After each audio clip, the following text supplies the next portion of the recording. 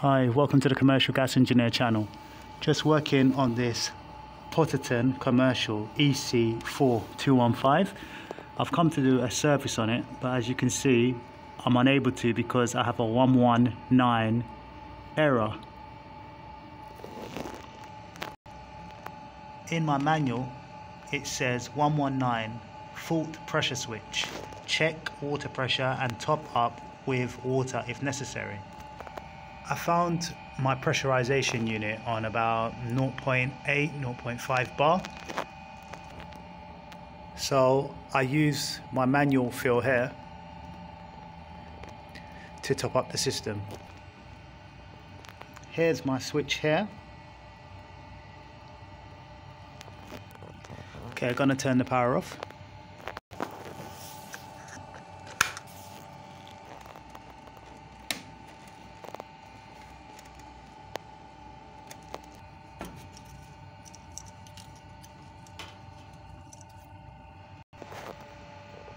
Okay, so our pressure switch here has got an open circuit. It needs to have a closed circuit when the pressure in the system is correct. At the moment it's not doing that. You can see that the pressure switch here looks quite pitted and in bad condition. I tried cleaning it up, but it's not helping. It's still not working. So let's turn the power on.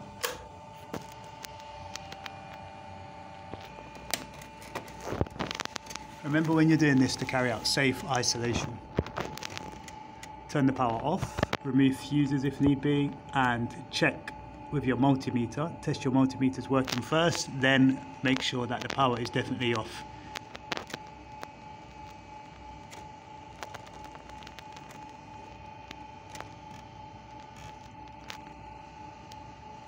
Okay, looks like my boiler is ready to be serviced.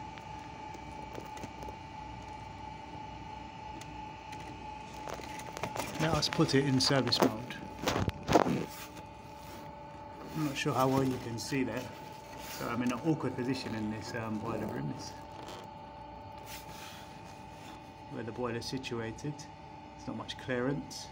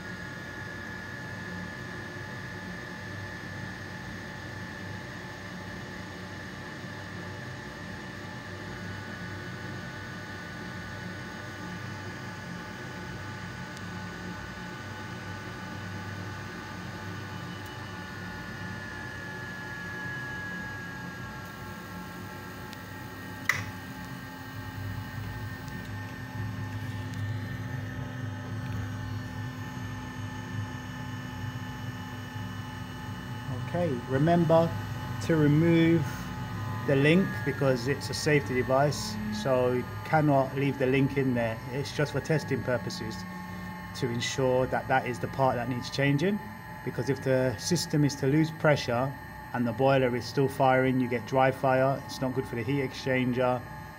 It shouldn't happen, so don't leave the link in there. Okay, thank you for joining me. Until next time, bye bye bye.